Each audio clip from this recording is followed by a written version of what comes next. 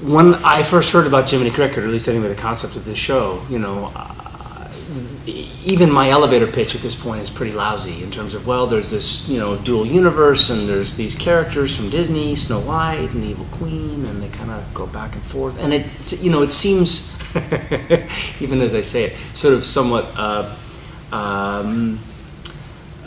dangerous territory, let's just say, in terms of storytelling. And what I have found to be quite remarkable about what they've done is that they've been very smart about the stories. And I think you're around episode 9 here. I don't know, but that's what someone told me. But what they've been able to do through the arc of the season is kind of create stories that seem to sort of really be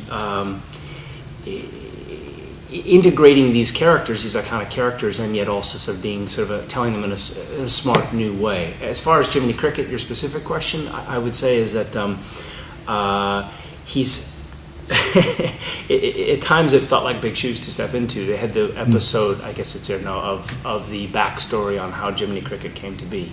In that episode, you have to sort of take a deep breath and pull your pants up, essentially, and tighten your belt before you walk on the set the first day. Kind of go, okay, here we go, because we're starting. And then afterwards, of course, the funny or bizarre thing is that people would come up and say things along the lines of, "Gosh, I never knew that was Jiminy Cricket's backstory." Of course, they'd make the whole thing up, but it seemed so sort of, they've been able to somehow sort of strike a chord with people that knew these characters or know these characters, and maybe many that don't, like my children, for example, who haven't necessarily grown up with them, but have been able to sort of be smart enough to kind of corral those two together in a way and kind of create something new that's sort of iconic and still smart. I think in lesser hands, this could have been quite the Hindenburg, I think.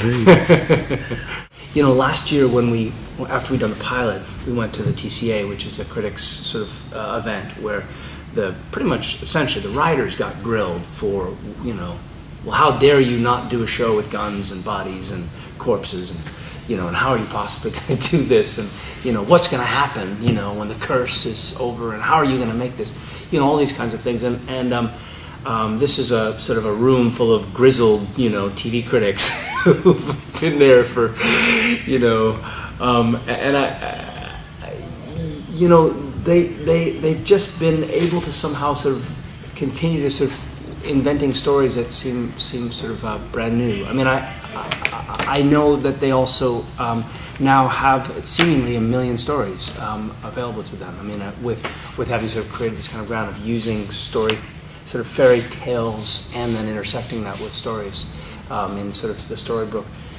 It's just an endless amount of possibilities. And I met someone the other day from Japan, and she said, "My goodness, there's all these wonderful Japanese stories." And I'd heard them say, "Yes, that could be interesting," and so they can sort of cross culture, begin to bring in some stories. I think it's they have that the ability from having done Lost for so long to be able to tell a story and keep you on the edge of your seat, so that you get just enough and then always want a little bit more.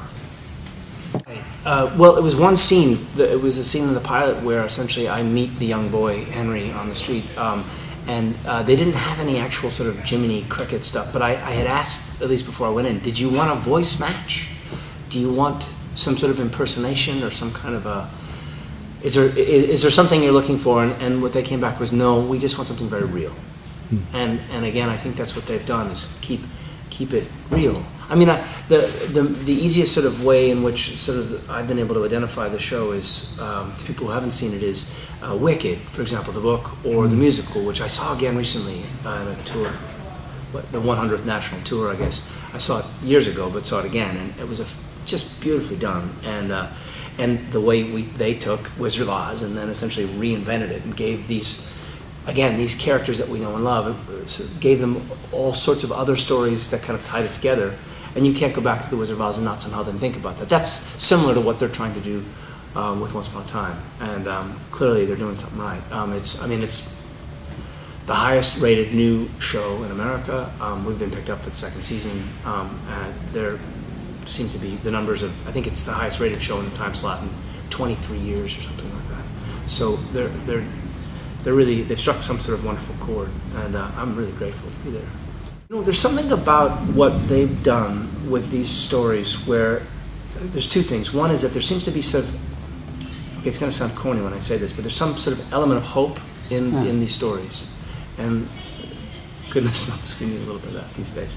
And then in addition to that, it seems that they've been able to create kind of a hero's journey for each character, which is sort of interesting. I mean, even for the sort of the evil queen and the Rumpelstiltskin evil characters, they've been able to sort of forge a way in which you feel somehow that you identify with them, or that you feel like, well, there's a good person in there somewhere, or they're trying to do the right thing, maybe the right thing for the wrong reason, but that you still somehow connect to that hero's journey. And I think somehow that's kept people engaged. And again, I just keep going back to that it's smart.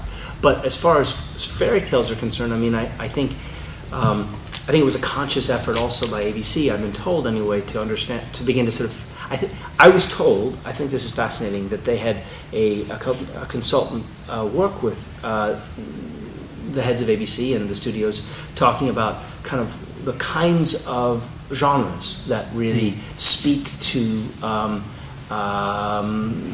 as it were, the masses when you're in the midst of crisis, financial crisis as we are, etc. And I think they went back and did sort of an overview from the Depression, from post World War II, and through. They were able to map essentially the various kinds of things. So the horror genre and then other kinds of fantasy genres have often been an antidote for tough times.